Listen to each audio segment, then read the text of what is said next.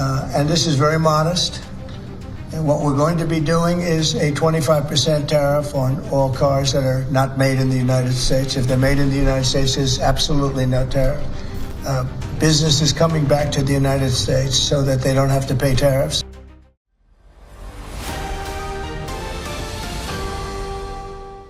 Imagine walking into a car dealership with $40,000 in your pocket, all set on driving home in a pickup truck. But then the salesperson says, sorry, it's $49,000 now. New tax. You sigh, then glance at a shiny Chinese SUV glistening under the sun. Sounds like something out of a movie. It's actually what's happening in the US right now, where a new tariff policy has sent car prices soaring, pushed businesses into billions in losses, and forced regular folks to either buy fast or look elsewhere. Some automakers are bracing to shut down plants. Others are seeing customers rush in like cars are about to disappear. Starting in April 2025, the US has been imposing a 25% tariff on imported cars and parts under Section 232. That includes sedans, SUV, minivans, light trucks, and even essential components like engines, transmissions, and electric systems. However, vehicles that qualify under the USMCA deal, meaning they're built with enough parts sourced from the US, Mexico, or Canada will only see the foreign-sourced components taxed. Experts from US News say the tariff could raise car prices by $2,300, around 5% to $4,700, depending on how much of the car is made locally. Kelley Blue Book warns the minimum hike will likely be $3,000. And certain pickup models could go up by as much as $10,000. Even if you were looking at something fairly basic, this tax could push the average price from $48,600 already high to over $50,000 for the first time ever. To put it simply, if you had your eye on a $30,000 car, you may now be looking at $33,000. And that might be enough for some folks to hit pause and rethink their buying plans. This 25% tariff is hitting big automakers hard. Stellantis, the parent company of Jeep, Ram, and Fiat expects to lose $1.7 billion in 2025 alone, with $327 million already lost in the first half of the year. General Motors GM took a $1.1 billion hit just in the second quarter, dropping profits by 32% to around $3 billion. GM expects the full-year cost of tariffs to land somewhere between $4 to $5 billion. Volkswagen also reported a $1.5 billion loss for the first half of 2025, with North American sales down 16%. That's a direct result of rising prices on imported cars and parts since the tariff kicked in.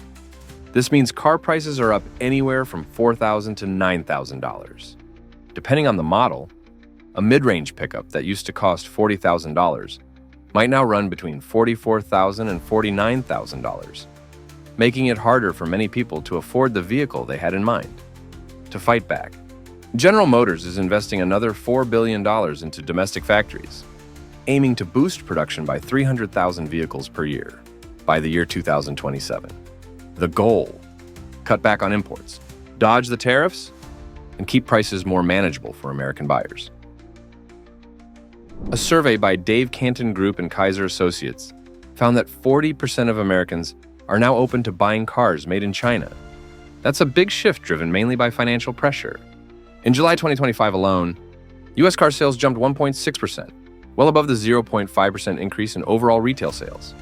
That tells us many buyers are rushing to buy cars now before prices go up even more because of the tariff. For decades, coffee imports entered the United States largely duty-free, but now some of America's top trading partners are facing double-digit tariffs on their imports, including coffee. It's straining an industry that provides more than 1 million jobs in the US, and it's poised to strain prices too.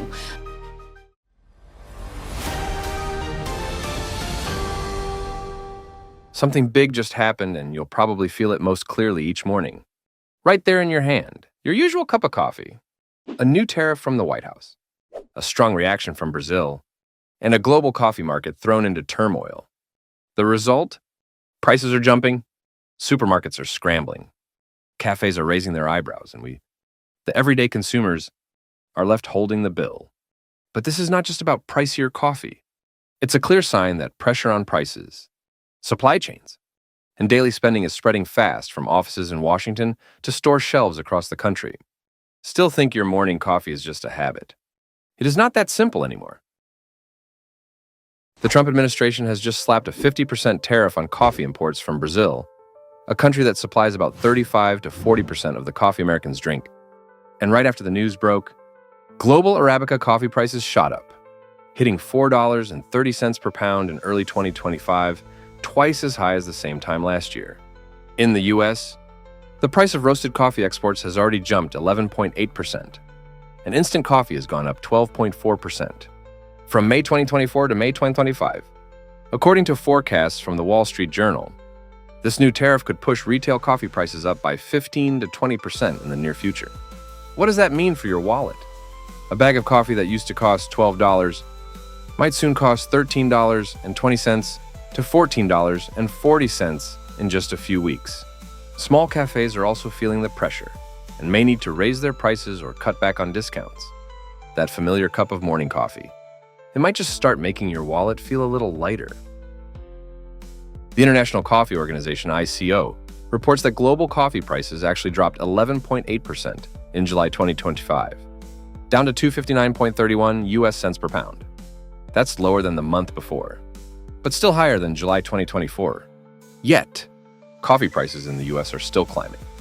The June 2025 CPI shows that coffee prices in supermarkets rose 2.2%, helping push overall food prices up by 0.3%.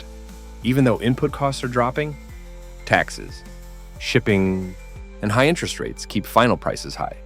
For everyday shoppers, the difference is showing up in receipts. That same $12 bag of coffee might now ring up at $12.25 or $12.30. It may not sound like much, but if you drink coffee daily, those extra cents add up quickly. The US retail scene is feeling the heat from all sides. Tariffs, rising goods costs, expensive logistics, and high interest rates.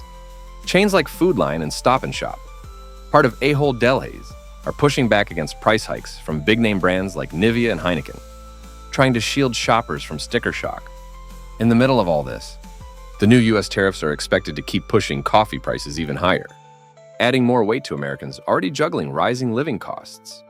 Next time you go to the store, look closely. You might notice more store-brand items taking up space, while some well-known brands quietly disappear. A bag of laundry detergent might still be priced reasonably thanks to retailer strategies. But that cup of morning coffee, it could cost you an extra 50 cents to $1, a small increase. Yes, but enough to make some people rethink their daily habits.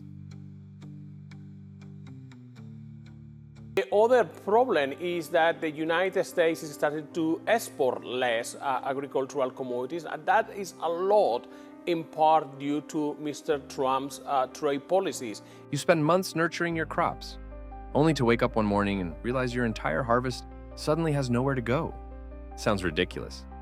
But that's exactly what's happening across the American Midwest. As China unexpectedly cancels billions of dollars worth of American soybean orders, setting off a domino effect that threatens U.S. agriculture in the middle of a shifting global trade landscape.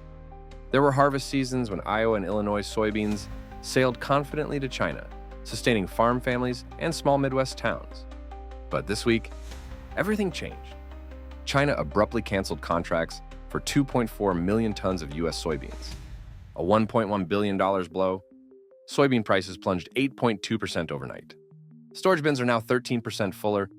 With no buyers, I've never seen my harvest just sit here with no idea what comes next, says a 53-year-old Iowa farmer. The region faces $470 million in lost revenue, impacting not just big farms, but also groceries, tuition, and savings for thousands of families. If the situation continues, average income for Midwest soybean households could drop another $1,200 to $1,800 this year, and about 4,500 seasonal jobs may vanish before the next harvest. The question lingers: who will buy the beans that have fed this land for generations? Not long ago, American soybeans were China's top choice, with Midwest shipments part of rural life. Now, after over $11 billion in Chinese-backed investment in Brazil's ports and railways, Brazil has taken over Chinese buyers now pay $14 to $22 more per ton for reliable, long-term supply from Brazil, which provides 70% of China's soybean imports. For many American farmers, this shift isn't just about lost income, it's about being pushed aside in a changing world. This year, U.S. soybean exports to China may drop by up to 10 million tons, about 20%, forcing over 6,000 family farms to cut production or risk bankruptcy. Soybeans were once the ticket to a secure future. Now they are a question mark hanging over tomorrow. Is America still an agricultural powerhouse, or quietly becoming an outsider at the world's export table? It's not just soybeans under pressure corn. America's golden crop is feeling it too. U.S. corn exports to China have plunged 79% year on year. China also released 1 million more tons from its reserves to cut reliance on U.S. suppliers. For many Midwest farmers, once hopeful fields now bring worry. As corn prices drop and incomes shrink, tough decisions loom about next year's planning and keeping the family farm going. If this trend continues, U.S. corn prices may drop another 10 to 12% in the next 3 months, slashing profits for middle-aged farmers by $900 to $1,500 per household this year. Over 2,000 small farms might suspend operations or cut acreage by 15 to 20% next season. Some changes come quietly by the time you feel them. They're already woven into the fabric of everyday rural life. Every shipload of soybeans now carries more than a harvest. It represents America's global standing. As China and South American partners develop a new trading system, using less dollars and favoring long-term deals, the U.S. role is fading. Without quick investment in infrastructure and modernized supply chains, American farmers could lose their vital spot in the global market. If no major changes happen, U.S. soybean export value may drop another 15 to 20% next year, costing 8,000 to 1,000 jobs in soybean states. Someday we might look back and wonder, was there a time when America's strength was measured by the price of a bushel of soybeans?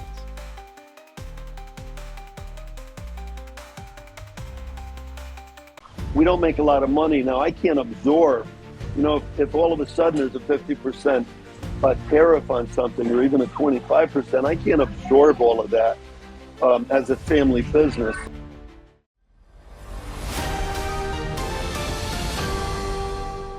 If you think potatoes are only a farmer's concern, you might want to think again.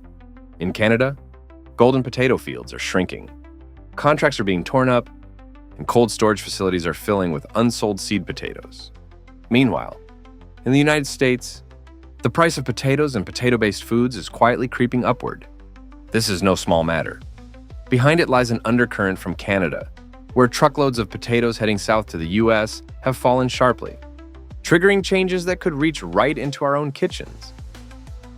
According to the latest figures, Canada's fresh potato exports to the United States have plunged by about 19%, largely due to import tariffs and shifts in trade policy. In contrast, exports of frozen potato products, especially frozen potatoes, have risen modestly by around 10%. In 2025, U.S. retail food prices are projected to rise nearly 3%, with the food-at-home category alone increasing by more than 2%. This means a 5-pound bag of potatoes, a little over 2 kilograms, that once cost American shoppers $3.50 could soon reach $3.80 to $4. For processed potato products like frozen French fries, prices may rise by several dozen cents per pack. That might seem small, but over the course of a year, it can add up to a noticeable expense for households. To reduce dependence on the U.S. market, Canada has signed a $1.6 billion Canadian dollars agreement with Asian partners. This is a significant move, as Canada is a member of the Comprehensive and Progressive Agreement for Trans-Pacific Partnership CPTPP. The pact allows Canadian processed potato exports to markets such as Japan, South Korea, and Indonesia without import tariffs. Still, the U.S. remains Canada's largest buyer. In 2021 to 2022, the U.S. accounted for 89% of Canada's French fry exports, roughly $1.7 billion US dollars, out of the total $1.9 billion US dollars. This underscores that expanding into Asian markets will take time, but it is an essential strategy to mitigate risks when the U.S. market fluctuates. On April 11, many Canadian processing plants cut contracts with farmers. In Manitoba, potato acreage has dropped by 10 to 20%. For a farmer cultivating 20 hectares, this reduction could mean losing tens of tons of potatoes and tens of thousands of dollars in income. Some contracts have even been canceled outright, leaving farmers with thousands of bags of seed potatoes in storage, or forcing them to sell off the crop for animal feed at much lower prices. The impact is not limited to growers. Jobs in transportation, packaging, and cold storage are also being cut. In Alberta, the picture is somewhat brighter. Large plants, such as the Coaldale facility, are investing in new value-added processing lines. If successful, this could create stable jobs for hundreds of local workers, from machine technicians to packaging staff. But that's a story for the near future. For now, many farm families are already tightening their budgets, knowing this year's harvest will be leaner.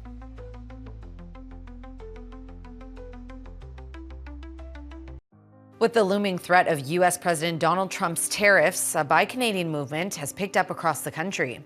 You may have noticed it when you go into grocery stores or supply shops, a tag that tells you if the product you're about to pick up is made in Canada. What if a simple change in consumer habits led to billions of dollars shifting hands between two close neighbors?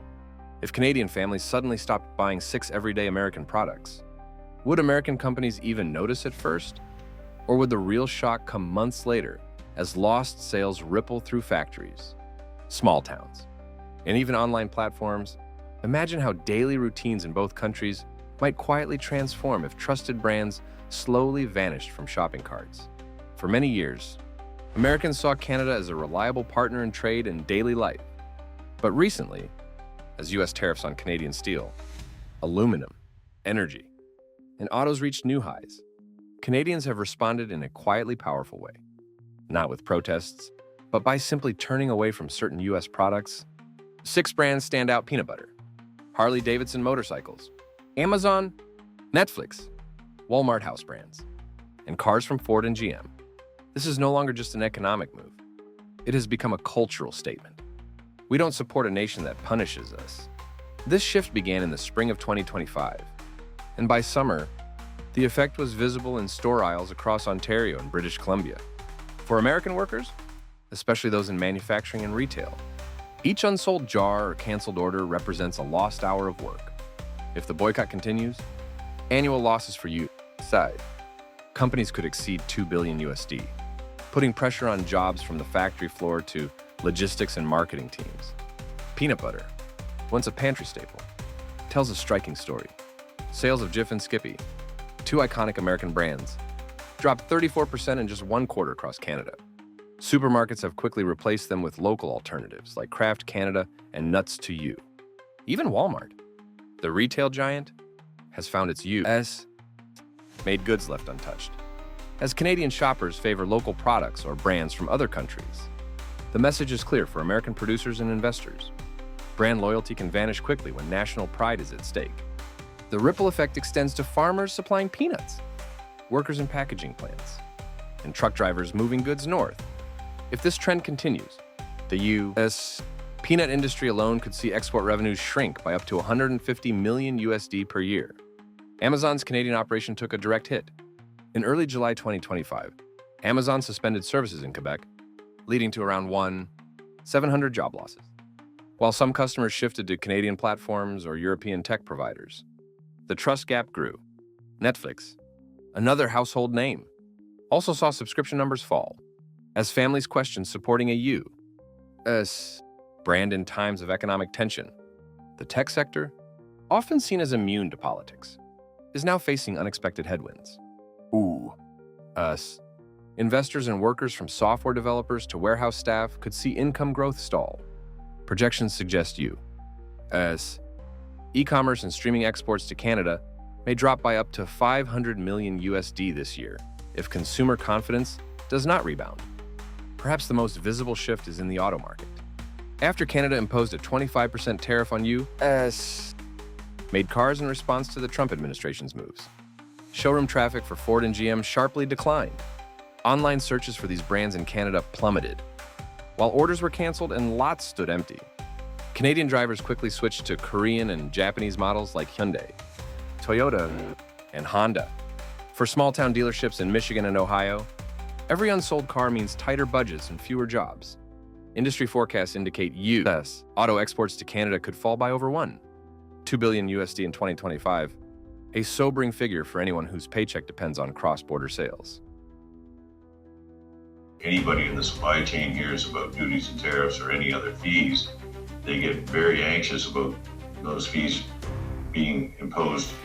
We know here in Canada over the last number of weeks and months that Donald Trump is doing everything in his power to destroy our economy.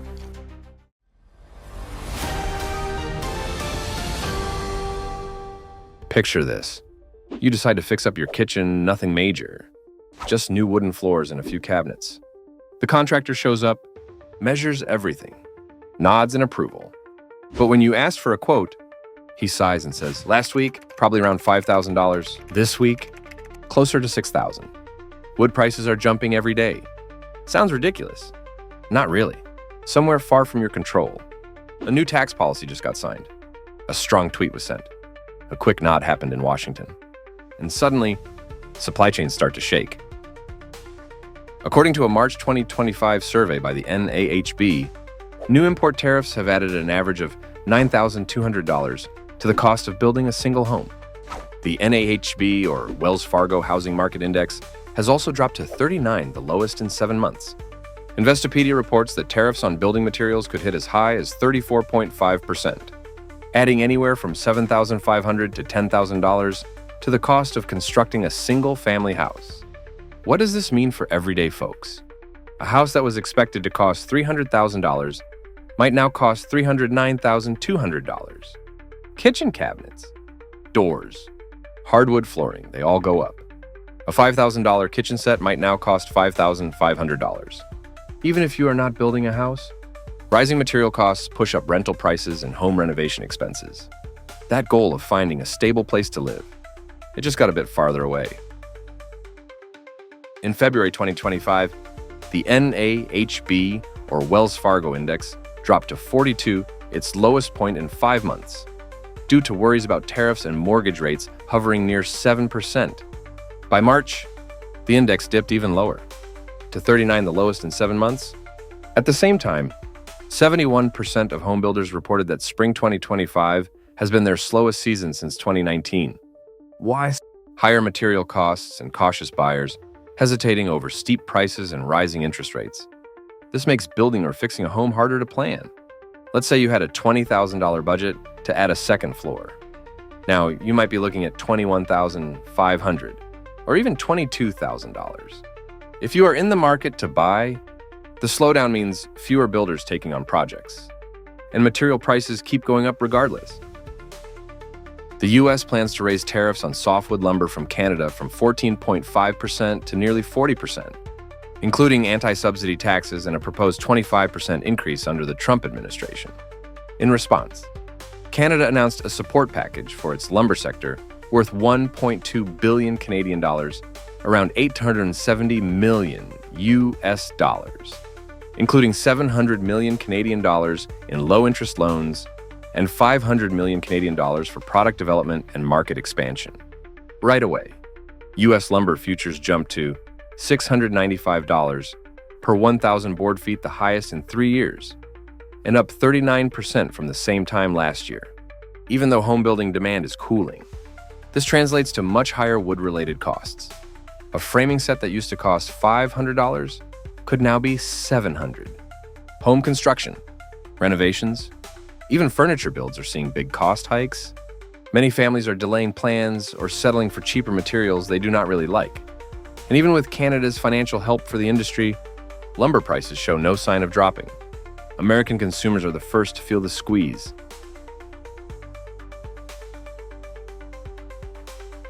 Now, according to the U.S. Travel Association, even a 10% drop in Canadian tourists could cost the U.S. more than $2 billion in spending and threaten 140,000 jobs. You walk into an airport that once buzzed with crowds and excitement. Now, you find rows of empty seats, silent hallways, and closed check-in counters. Sounds dramatic. This is the new reality at America's busiest airports, as airlines and travelers quietly turn away from the United States. There was a time when America's biggest airports bustled, tourists rushing, constant boarding calls, but since early 2025, over 10 major airlines, including Singapore Airlines, Lufthansa, Emirates, Air France, Play airlines have quietly cut flights to the U.S. without major announcements.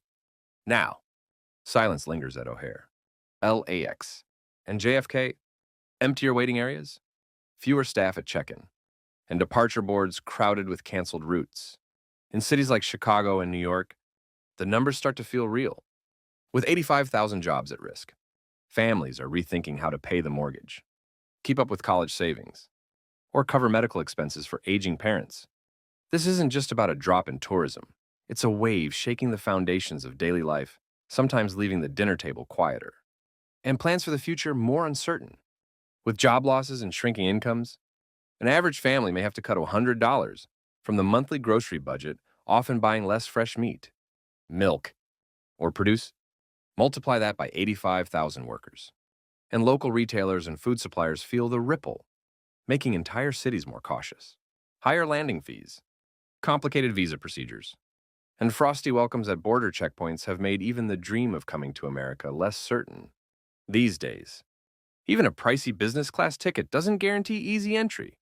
Every shift cut, every lost dollar, weighs heavier when there are bills to pay and kids asking for new shoes. With fewer hotel guests, staff see their hours cut sometimes by as much as 6 hours per week. That's $240 a month, money that once covered groceries, summer camps, or a weekend meal to unwind from the stress. If this continues, hotel and restaurant workers may need to tighten their budgets even further. Shopping for fresh meat, fish, and vegetables might shrink by up to 20%. That's $50 to $100 less per month for every family working in these industries. Not long ago, travelers from Scandinavia, Korea, the UK, and France would visit America touring colleges, attending conferences, or seeking a new kind of summer. Now, they're picking Canada or Japan, which seem more open and welcoming. With everyday essentials, sales expected to drop by $60 million this year. Shop owners face tough choices. Cut staff hours, reduce orders, or explain slimmer margins to employees. Shelves aren't empty, but aisles often are, making it hard to plan or invest. As international visitors vanish, local milk sales could drop 15 to 20% from last year. Store owners may lose $1,000 to $2,000 in monthly revenue, affecting fresh product quality and supply, and possibly raising prices if supply chains struggle. In past years, city lights in places like New York or Miami burned bright, thanks to international visitors renting short-term apartments, packing coffee shops, bringing energy to every corner. Now, as British Airways, Lufthansa, and Jetstar all reduce flights, 1.5 million visits simply vanish. Short-term apartment rents in former gateways to America are dropping by an average of $200 per month. For tenants, it sounds like a win, but for landlords who relied on that income to pay debt or cover medical bills, it's nearly $50 million in lost revenue.